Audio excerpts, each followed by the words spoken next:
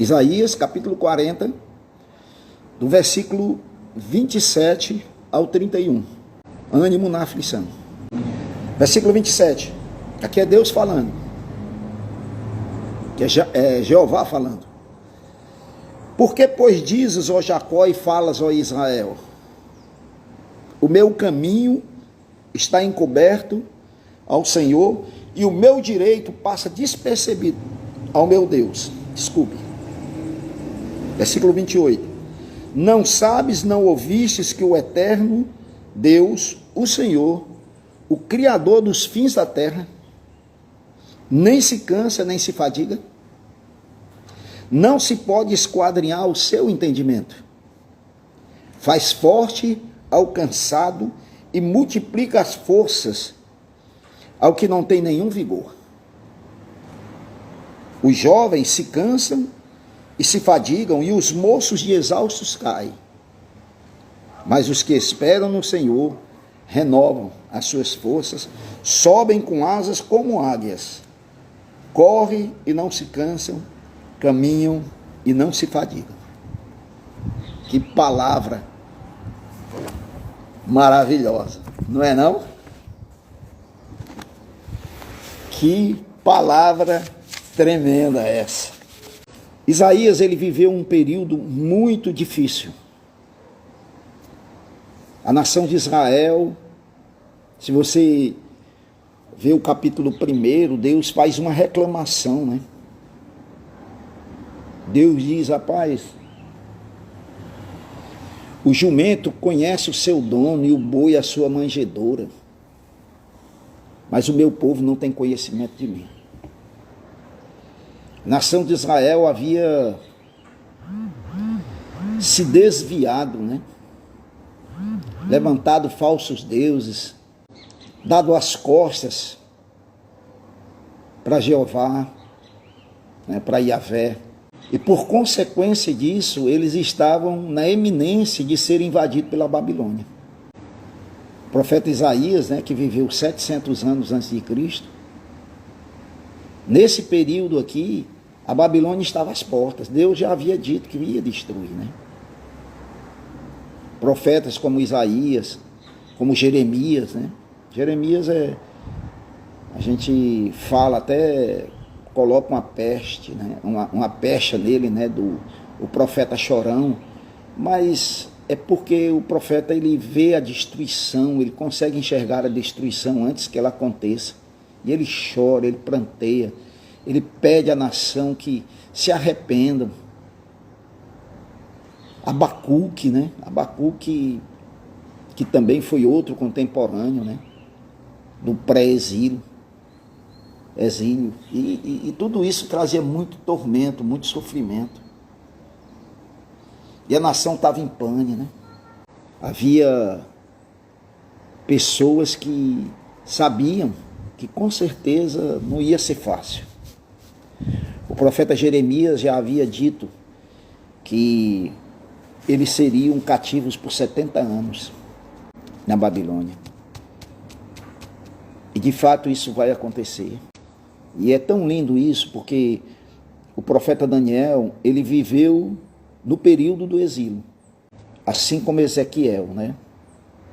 Se Isaías, Jeremias, Abacuque viveu no pré-exílio, né? Antes do exílio da Babilônia, Daniel e Ezequiel viveram no período do exílio, naqueles 70 anos. E Daniel, ele vai para lá muito novo, um jovem. Outro dia eu vou falar aqui sobre o profeta Daniel e tirar algumas lições. Eu sugiro para vocês que leiam Daniel. Daniel é o Apocalipse do Velho Testamento. Há profecias lá em Daniel que já se cumpriram e há outras que vão se cumprir. É muito forte isso. Então, mas Daniel, ele, quando ele chega ao período dos 70 anos, você vai ler ele, quando ele está orando a Deus, ele diz, Senhor, se cumpriu os 70 anos. É hora do teu povo voltar. E eu acho isso lindo. E eu aprendo coisas muito importantes nessa oração de Daniel, que eu não vou entrar muito nos detalhes aqui, mas Daniel, ele fala para Deus aquilo que Deus havia prometido. É como se ele estivesse lembrando a Deus. Lógico que Deus não esquece, né? Ele é onisciente. Mas ele fala, Senhor, completou os 70 anos. E nós ficamos aqui, ele reconhece, né? A oração de Daniel é cheia de lições para nós. E aí, 70 anos depois, Deus liberta, né, a nação de Israel.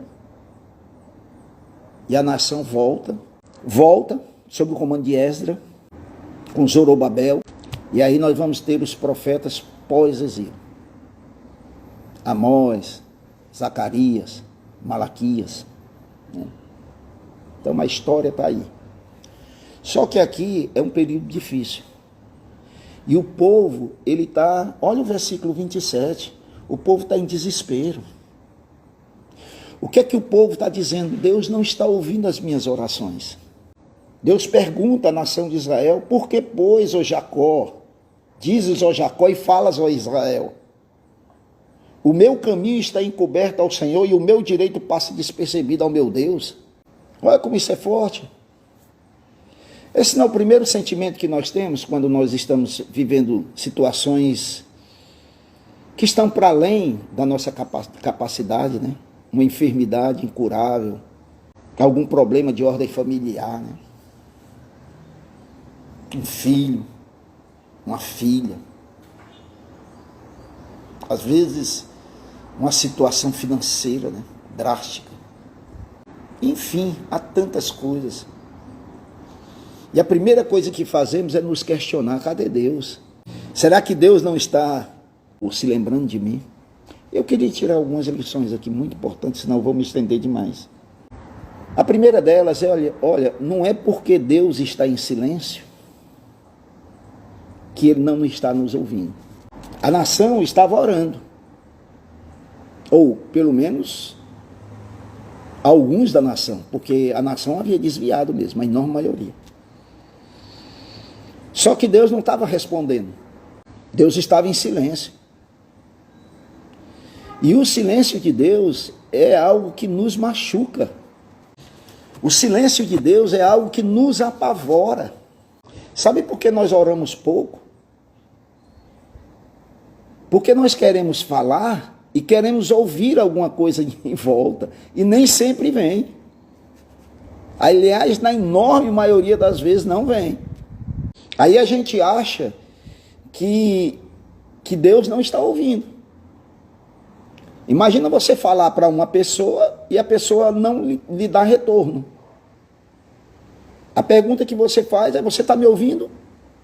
Só que Deus está lembrando a Israel e lembrando a nós, versículo 28, olha que coisa forte.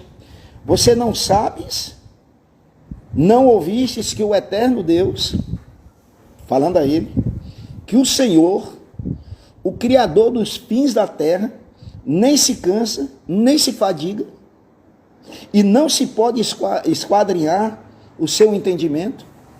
Aqui é o cartão de visita. Você está esquecendo disso, Israel?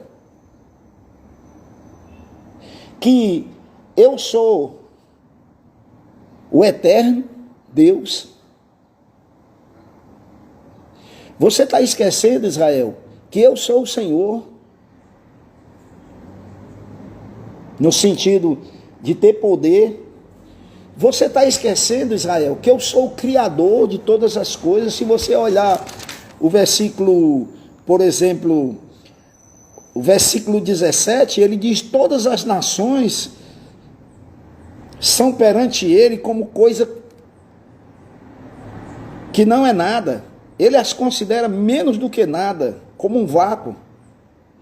No versículo 12, ele diz que o universo é pequeno para ele. Ele diz, quem na concha de sua mão mediu as águas e tomou a medida dos céus a palmo?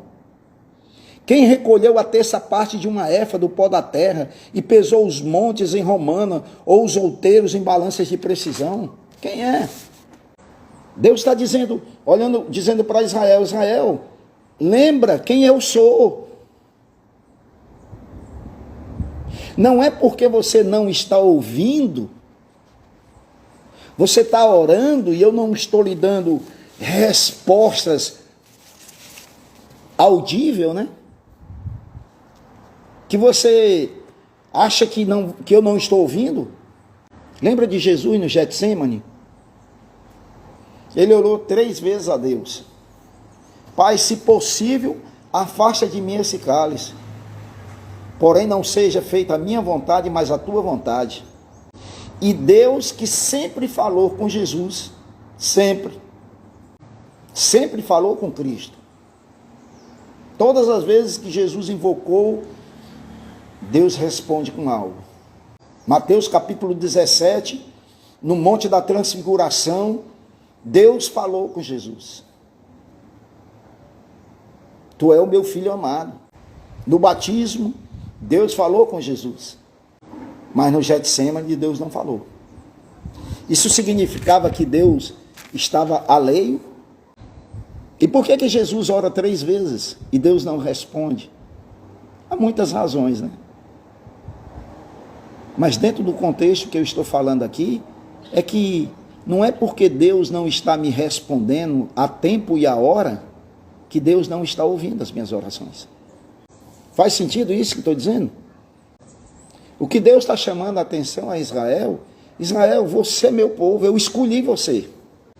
Porque ele está lembrando, versículo 27. Porque dizes ao Jacó e falas ao Israel. Esse povo foi escolhido em Abraão. Israel era a menina dos olhos de Deus. Mas por desobediência, por coração duro, por ter dado as costas para Deus, eles iam passar por onde iam passar. Mas isso não significava que Deus não sabia. Isso é forte, gente. Foi Jesus que disse que até o cabelo da nossa cabeça já está contado. Olha como Deus sabe de nós. Eu não sou capaz, nem você, de saber quantos cabelos nós temos na nossa cabeça. Na minha cabeça eu não tenho como saber, você também não tem. Por menos cabelo que você tenha. A não ser que você, né, careca total, mas ainda assim há alguns remanescentes, né? Não dá. Mas Deus sabe. Deus está chamando a Israel: olha para mim, Israel.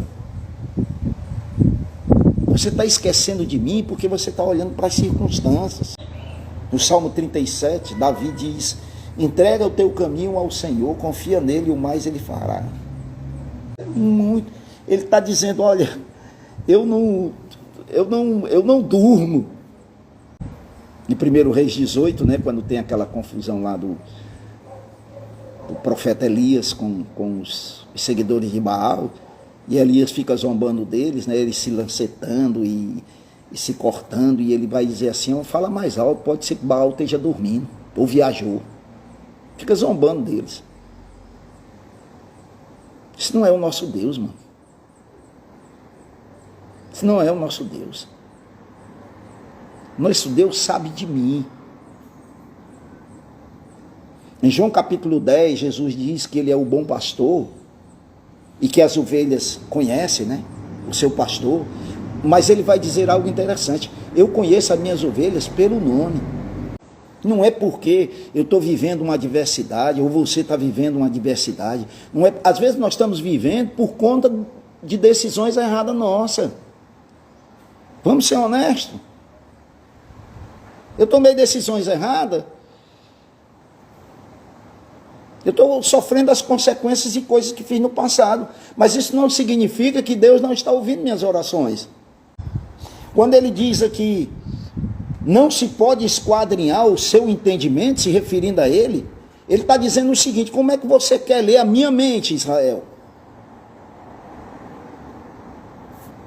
Paulo, escrevendo em Romanos capítulo 11, ele diz: ó profundidade da riqueza, tanto da sabedoria como do conhecimento de Deus. Quem conheceu a mente do Senhor? Quem foi o seu conselheiro? Quem primeiro deu a ele para depois restituir, pegar de volta? Ninguém. Porque dele, por meio dele, seja todas as coisas, a ele, portanto, seja a glória, agora e eternamente. Amém. Romanos 11, de 33 a 36, se não me falha a memória. Olha que coisa linda, gente. Deus está desafiando a Israel nesse período, está desafiando a mim e a você. Olhe, olhe para mim. Quando Jesus chama Pedro para andar sobre as águas, que Pedro naufragou, qual foi o problema de Pedro? Que é o nosso problema? É porque nós tiramos a visão dele e começamos a afundar. Isso é muito forte. Mas deixa eu ir em frente, porque meu tempo corre rápido. Aí ele vai dizer, ó, ele é esse Deus, e ele vai dizer o que ele faz. Versículo 29, faz forte ao cansado e multiplica as forças do que não tem nenhum vigor. Gideão, já falei sobre isso.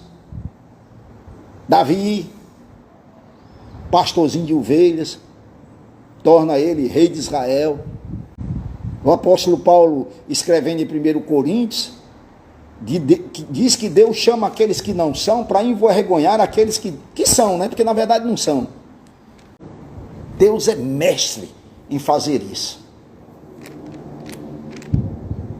Pegar pessoas que talvez não tenha nenhuma, né, insignificante socialmente falando, né, olhando para a perspectiva do mundo, e tornar esses homens e essas mulheres em pessoas extraordinárias.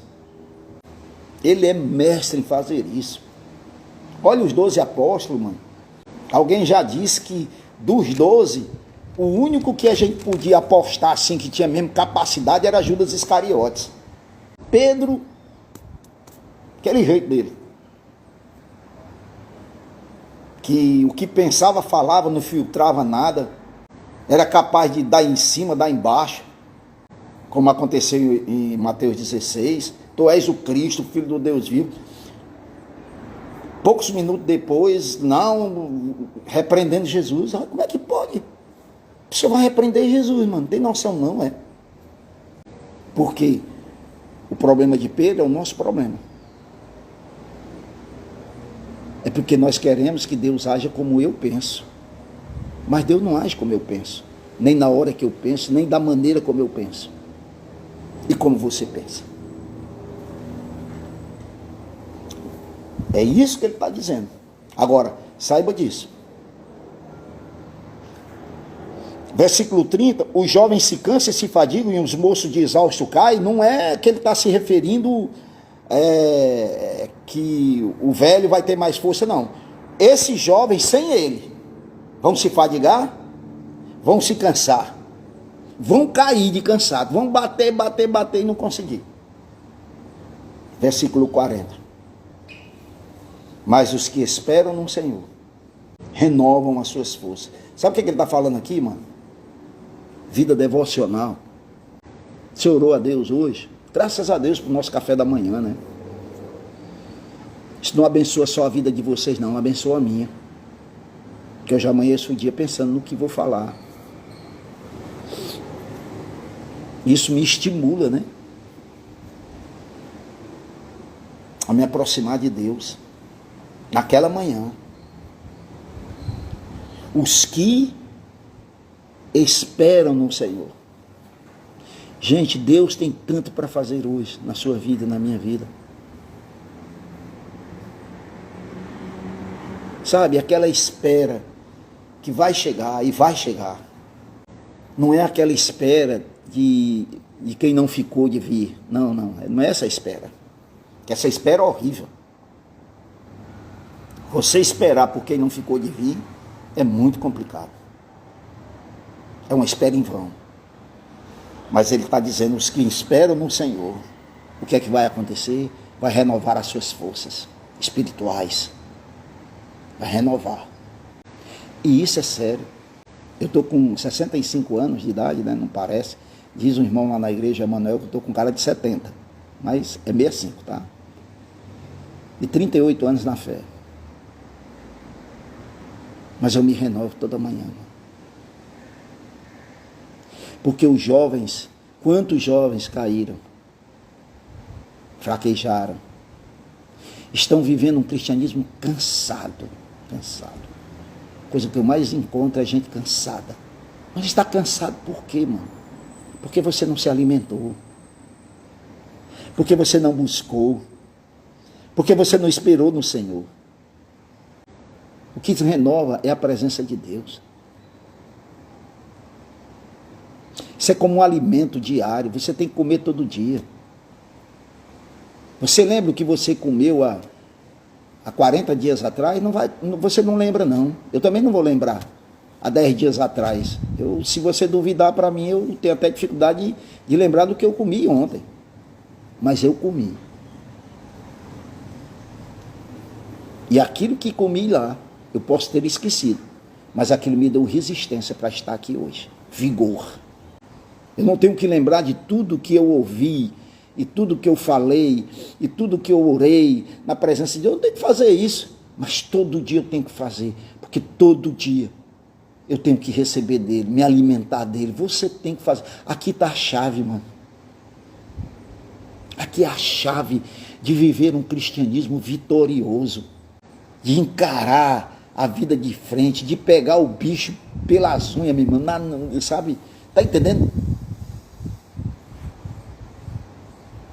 Subirão com asas como águia. Tem cristão voando como papagaio, ou dando voo de galinha. Um dia está bem, outro dia está mal. Um dia está bem, outro dia está mal. Uma semana bem, um mês mal. Que história é essa? Isso é voo de galinha. Fechar a porta para o pecado, buscar Jesus de verdade. Eu confio em Ti, Senhor.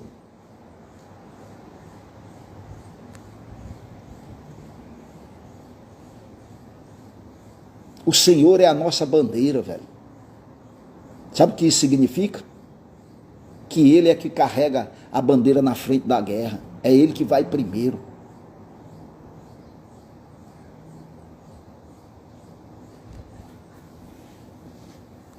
Subirão com asas como águia.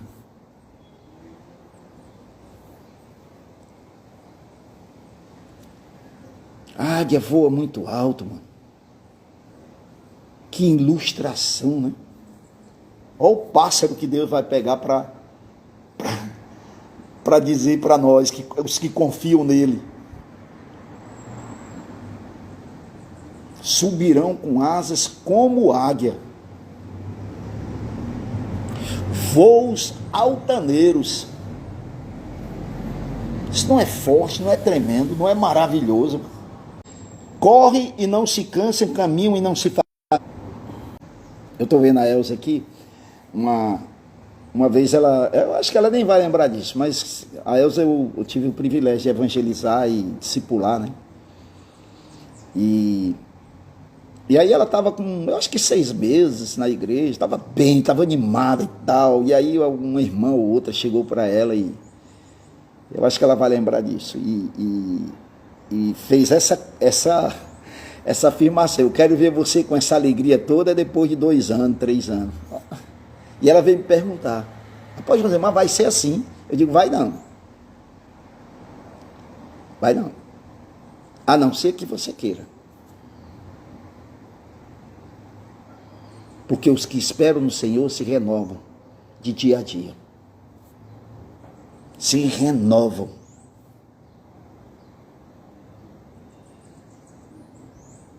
Se renovam. Agora, tem que esperar nele, tem que buscar nele, tem que confiar nele, tem que querer ele, tem que desejar ele. Isso é confiar, mano. Entrega o teu caminho ao Senhor, Salmo 37. Confia nele e o mais ele fará. Quem está dizendo isso é Davi. Davi, ele viveu tudo que ele viveu. Ele sofreu perseguição de Saul, ele viu a morte de perto, ele enfrentou Golias. E ele podia dizer: confia em Deus, que Deus fará.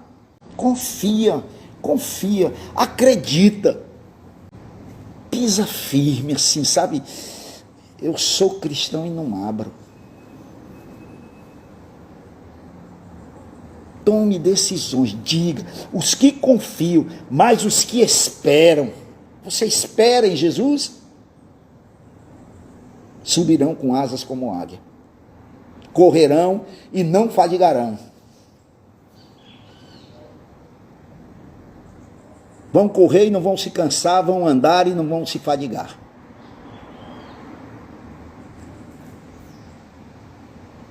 A nossa caminhada cristã nunca pode ser uma decrescente. Se for decrescente, é contrária ao reino, à natureza do reino. Jesus diz que o reino de Deus é como um grão de mostarda, que é menor das sementes, mas quando cresce se torna maior das árvores.